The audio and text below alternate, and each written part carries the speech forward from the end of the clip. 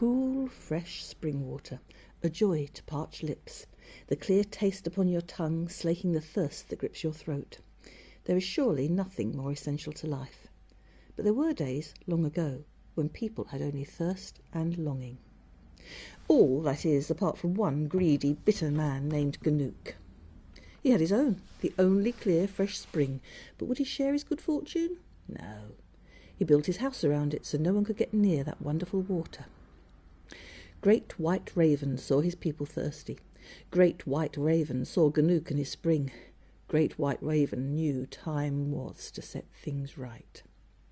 Raven went to visit Ganook. It wasn't commonplace for Ganook to receive visitors. As you can imagine, he had no friends.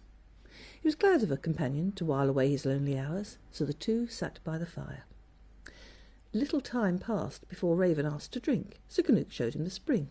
Raven drank so deep from the spring, Ganook thought his eyes would pop. "Hey, stop! You'll drink me dry." "It was just a sip," said Raven. The two sat back by the fire, and Raven began to tell a story.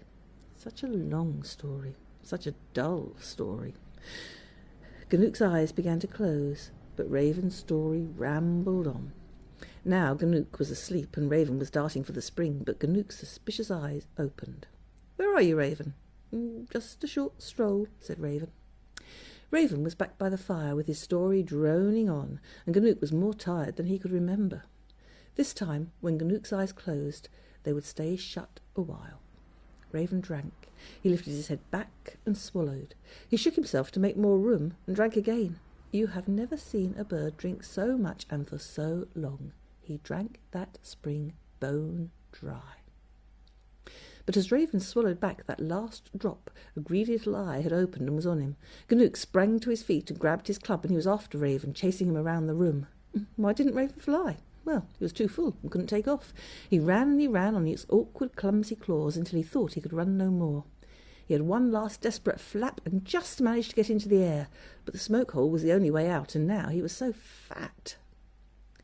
Raven struggled as the flames licked at his tail, and Ganook's club flailed around his claws until he finally escaped. But Raven wasn't a fine white bird now. The soot and smoke had made him black as night. Flying was difficult so full, and Raven flew a twisted path. He spurted a little water here, and there was a stream. He spat out a long ribbon there, and a river coursed on its way. None of these waterways was straight, because of Raven's crooked flight, but the people below welcomed them, full of joy. The people drank deeply, bathed, some and danced in the waters, and sang, "Here comes Raven, who set things right."